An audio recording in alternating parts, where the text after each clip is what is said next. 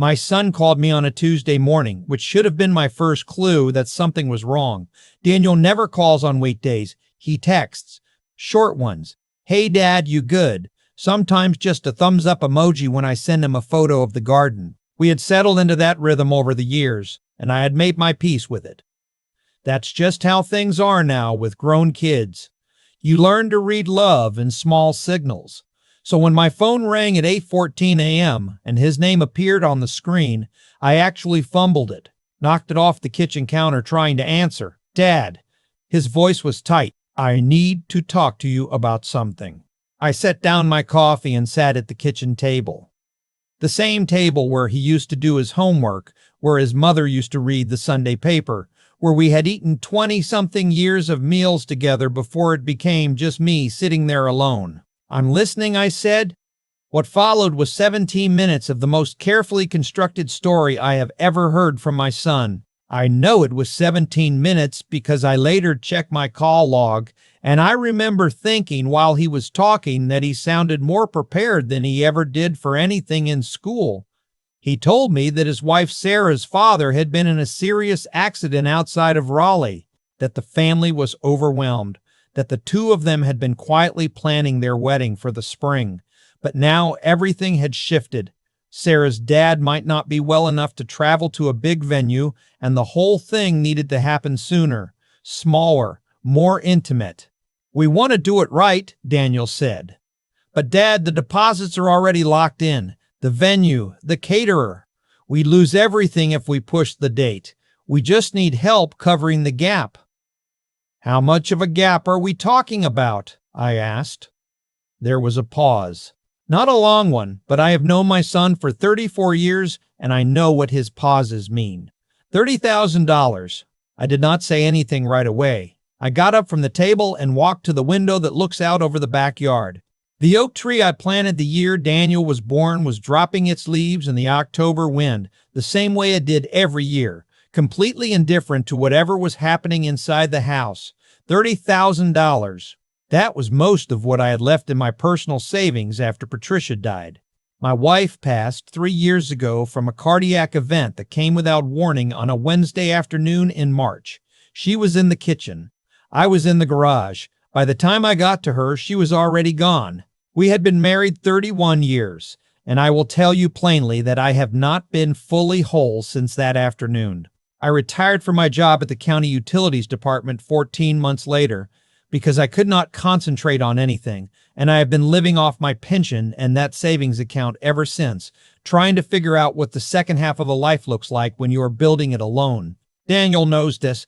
He was there when we buried his mother. He was there when I cleaned out her closet and sat on the bedroom floor for 2 hours because I could not figure out where to put her reading glasses. He held my arm at the funeral and told me I was not alone. I believed him. Dad, are you still there? I'm here, I said. Tell me more about what happened to Sarah's father. He did. He had more details ready. The hospital in Raleigh, the name of a specific highway, the timeline of the accident. It all sounded real. It all sounded like a son who needed his father, and I was a father who had been waiting for a reason to feel useful again. I told him I would think about it overnight.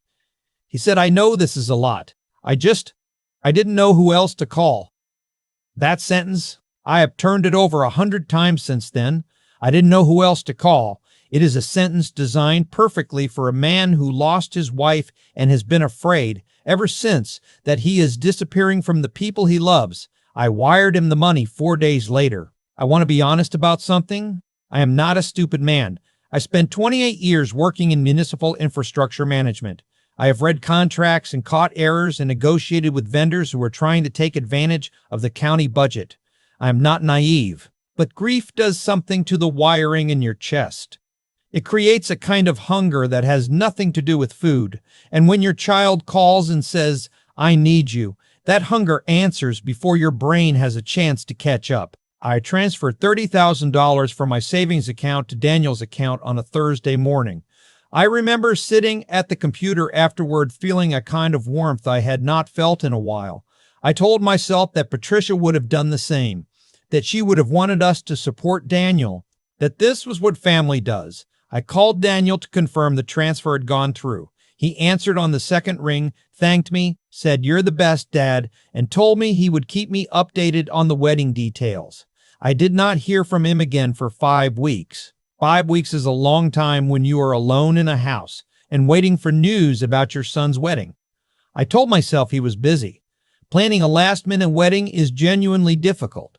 I did not want to be the kind of father who hovers. I had watched other men my age become burdens to their grown children, always calling, always needing something, and I had promised myself I would not be that.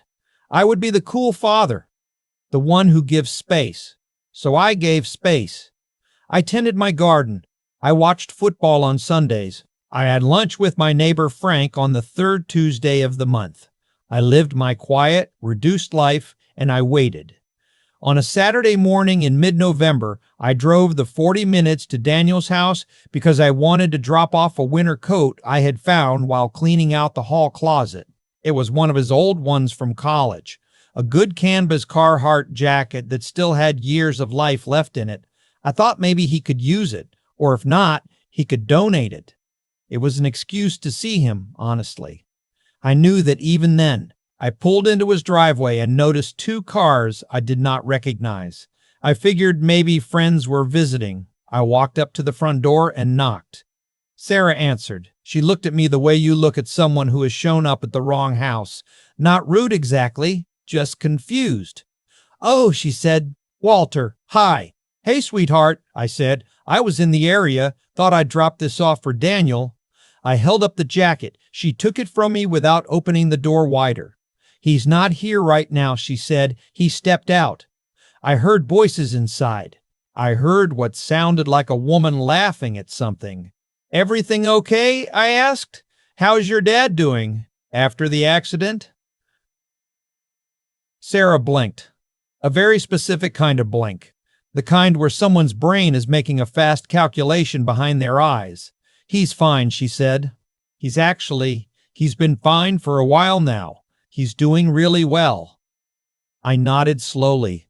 "Glad to hear it. So the wedding, we'll have to catch up another time, Walter. I'm sorry. I've got people over." She smiled quickly and closed the door. I stood on that porch for what was probably 10 seconds but felt longer. Then I walked back to my truck, put it in reverse, and drove home. I called Daniel that evening. He answered this time, sounding slightly out of breath. I asked him how everything went. He said, "Great, really great. It was a beautiful day." I asked who catered it. He named a place in Cary I had never heard of. I asked if they used the venue or had to change due to his father-in-law's situation. He said they ended up going with the original venue. His father-in-law was doing much better by then. "When was it?" I asked. Another one of his pauses. "October 23rd, he said. I looked at my kitchen calendar. That was 3.5 weeks ago. The money I wired had cleared by October 18th. "Congratulations," I said. "I didn't know you were already married." "Dad, I was going to call. It's been crazy. We're still planning a reception in the spring where everyone can celebrate. I promise. It'll be..." "Who was there?" I asked. "At the ceremony. It was small. Family. You know how Sarah is about big gatherings." I did not say anything. "Dad." "Good night, Daniel," I said, and I hung up. I want to tell you that I was angry. Anger would have been clean and simple, but what I actually felt sitting at that kitchen table was something more like vertigo, like the floor of a house I had lived in my whole life had shifted 3 inches to the left. I had given that boy everything, not just $30,000. Everything. I coached his Little League teams for 6 years, even though I had a bad knee because he wanted me there on Saturday mornings. I drove 45 minutes each way to every single parent-teacher conference at his middle school, including the ones where the teachers had nothing particularly important to say. I helped him move 4 times in his 20s, including the time he moved to Cincinnati and then moved back 8 months later. When his mother was sick, in those last 2 years when we knew something was wrong but did not yet know what, Daniel was the one who always called her on Sunday evenings, and I loved him so much for that. I sat at the table for a long time. I thought about Patricia. I thought about what she would say if she were sitting across from me right now. I could picture her very clearly. The way she used to tuck one leg under herself in her chair. The way she held her mug with both hands. I think she would have looked at me for a long moment before she said anything. And I think what she would have said was, "Honey, you did not lose your son tonight. You finally saw him clearly." I went to bed. I did not sleep well. Over the following week, I made 3 phone calls and 1 appointment that I would not tell Daniel about until much later. The first call was to my brother Raymond, who lives in Knoxville and who I talk to probably twice a month. I told him what had happened. Raymond did not make me feel stupid, which I appreciated because I already felt stupid enough. He just listened and then said, "Well, now you know." The second call was to Patricia's sister, my sister-in-law Louise, who has always had a clear eye for people. Louise said some things I will not repeat here, most of them involving words that respectable people don't say in polite company, but the spirit of what she said was this: "You are not the problem." The third call was to a financial advisor named Greg Hutchins at a firm on the other side of town. I had been putting off reviewing my retirement situation since Patricia died because it felt like too much to deal with. But sitting in that chair that night, I understood that I could not keep living without a plan. I was 63 years old. My savings were now substantially reduced. My pension covered my basics, but there was no cushion anymore, no margin for error. I had handed that margin to my son's wedding reception that I was not invited to.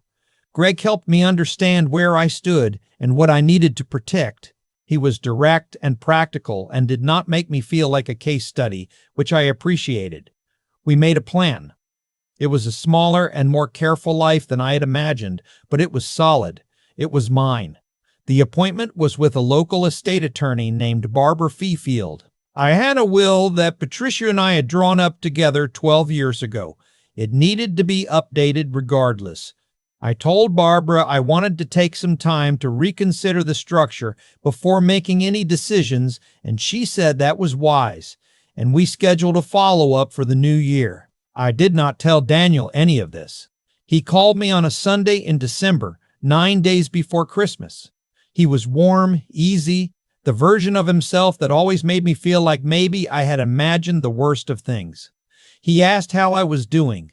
He told me he and Sarah were excited for the holidays. He mentioned that they were thinking of coming to see me on the 26th after her family's Christmas gathering. "That would be nice," I said. "Hey, Dad, actually, I wanted to talk to you about something." And there it was again, the careful tone, the setup. "We've been thinking," he said, "and we really like to buy a house. We've been looking at some places in Wake Forest, actually. There's a great one that just came on the market. We're so close, but we're about $18,000 short for the down payment." "I know your finances aren't, Daniel," I said. "Yeah, I can't help you with that." There was a silence, different from his usual pauses. This one was surprised. "Dad, it's not... we'd pay you back. This is a house. This is an investment. It's not like the wedding stuff." "The wedding stuff," I repeated. "I just meant I know what you meant." I kept my voice very level. I had been thinking about this conversation for 6 weeks, which is its own kind of thing to sit with. I'm not going to help with the down payment. My finances are not in a position for that. And honestly, even if they were, I would need us to have a longer conversation before that kind of thing would make sense. "What kind of conversation?" "About October 23rd, I said. "About $30,000. About me standing on your front porch, not knowing my son had gotten married 3 weeks earlier." The silence this time was long. "Dad, I was going to tell you we were planning the reception." "Who was at the ceremony, Daniel? Give me the names." Another silence. "Sarah's parents," he said finally. "Her brother, his wife, and her aunt from Greensboro." "Her family?" I said. "Yes. Her whole family was there. Yes." I let that sit for a moment. I did not want to be cruel. I am not a cruel person, and I do not want to be cruel. I am not a cruel person, and I do not want to become one. But there was something that needed to be said out loud, and I had earned the right to say it. I gave you $30,000, I said. Your mother's money. Money I worked 28 years to save. And you used it to pay for a wedding where her family sat in the front row and my name wasn't on the guest list. I want you to understand that I understand that. Fully. Dad, I'm sorry. You should have, I agreed. But you didn't. And now here we are. So what, you're cutting me off? I'm not cutting you off, I said. You're my son. I am always going to be your father. But I'm also a 63-year-old man living on a fixed income. And I had to sit down with a financial advisor last month to figure out how to retire without your $30,000. So I am not in a position to help with a down payment. And even if I were, I'm not sure I'd want to right now. I think we need some time to be honest with each other. He said he understood. I don't know if he did. The call ended politely, which is sometimes the worst way a call can end, when everything is still unresolved and both people know it, but no one has the energy to keep pulling the thread. They did not come on the 26th. Sarah sent a text saying they had decided to stay in Raleigh through the new year and would reach out in January to schedule a visit. I wrote back that sounded fine and wished them a happy new year. January came. Then February. In March, I drove down to the old cemetery where Patricia is buried, and I spent a long time at her headstone, not saying much, just sitting on the cold stone bench nearby and listening to the wind move through the trees. I had a lot to tell her, and also nothing to tell her, because she already knew all of it, the way she always did. Daniel called me in late March. We talked for about 20 minutes. He asked about the garden. I asked about the garden. We were careful with each other the way you are with someone after something breaks and you haven't fully figured out how to hold it yet. Near the end of the call, he mentioned that they were planning a gathering in the fall, a belated celebration. Finally, friends and both families, a proper party. I hope you'll come, he said. I'll check my calendar, I said. He laughed a little awkwardly. Dad, I'll be there, I said. I'm your father. I'll always show up. And I will. But I will show up in myself now as a man who is finished confusing generosity with worthiness. There's a version of love I spent years practicing that was really just a form of quiet pleading. Please see me. Please need me. Please tell me I am still part of this family. Patricia's death cracked that open. Daniel's wedding finished the job. I am not bitter. I am lighter, actually, in a way I did not expect. The estate paperwork is updated. My finances are stable. I have my garden and my brother's voice on the phone and my neighbor Frank at lunch on the third Tuesday of every month. I have the oak tree in the backyard that has been dropping its leaves every October since before my son was born, indifferent and steady and still here. Some mornings I sit at that kitchen table with my coffee, and I think about what I would say to a man who was standing where I was standing 2 years ago, preparing to wire money he could not truly afford because his son said I didn't know who else to call. I think I would say that call was not about love. Real need sounds different. It sounds uncertain and ashamed and afraid to ask. It does not come with 17 minutes of prepared details and a specific dollar amount already in mind. I would say the loneliness you feel right now is real, and it deserves to be tended to, but it cannot be fixed with a wire transfer. And the people who sense that loneliness and aim at it are not coming to fill it. They are coming to use it. I would say you are allowed to love your children and protect yourself at the same time. These are not opposing things. They never were. And I would say update the will while you're thinking clearly, just in case. I have spent a lot of time thinking about what actually happened between Daniel and me, not the facts of it, which are simple enough, but the mechanics, how it worked, how a man who spent 28 years catching errors in county contracts could wire $30,000 to his son without asking a single hard question. The answer, when I finally sat with it honestly, is that I was not making a financial decision. I was making an emotional one. I was buying proof that I still mattered. And the uncomfortable truth about that kind of transaction is that it never pays out the way you expect, because the other person is not selling what you think you're buying. Daniel did not call me that Tuesday morning because he needed his father. He called me because I had money and I had grief, and those two things together made me useful. I do not say that to be cruel to him. I say it because I spent the better part of a year being cruel to myself about it instead, turning it over and over, asking what I had done wrong, what I had missed, what kind of father raises a son who would do that. That line of thinking is a trap. It keeps you focused on the past, which cannot be changed, instead of on yourself, which still can be. What I eventually understood is this: the choices we make from a place of fear. Fear of being alone, fear of being forgotten, fear that love has to be earned through sacrifice. Those choices do not bring us closer to the people we love.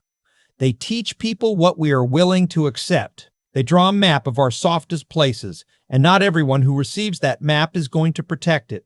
I am not angry at Daniel, not anymore, not in any way that eats at me, but I am clear now in a way I was not before. There is a version of generosity that comes from genuine abundance. You have something. Someone needs it. You give it freely with no strings and no hidden invoice. That is a good thing. It builds real connection. And then there is the other kind, the kind I was practicing. Giving more than I had. Giving to be seen. Giving because I was afraid that if I said no, I would lose something I could not afford to lose. That kind of giving does not build anything. It just accelerates whatever was already going wrong. The thing about consequences, real ones, the kind that accumulate quietly over years, is that they are rarely dramatic. Daniel did not lose my trust in a single moment. He lost it in 17 minutes of prepared details on a Tuesday morning, and then again in a pause before a dollar amount, and then again on a porch in November when Sarah's eyes did a calculation I was not supposed to see. By the time he called asking for a down payment, there was nothing left to break. The account was already empty. I think about Patricia sometimes when I sit with all of this. She was a wiser judge of people than I ever was. She loved Daniel completely, but she did not confuse loving him with excusing him. I was always the one who smoothed things over, who found the generous interpretation, who gave the benefit of the doubt one more time.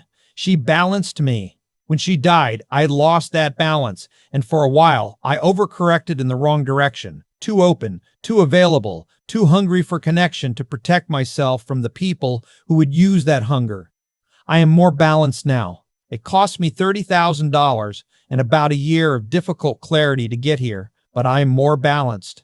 I know the difference between my son needing me and my son needing my bank account. I know that loving someone and being a resource for them are not the same thing, and that only one of those is worth spending the rest of your life on. The oak tree drops its leaves every October. I will be here when it does.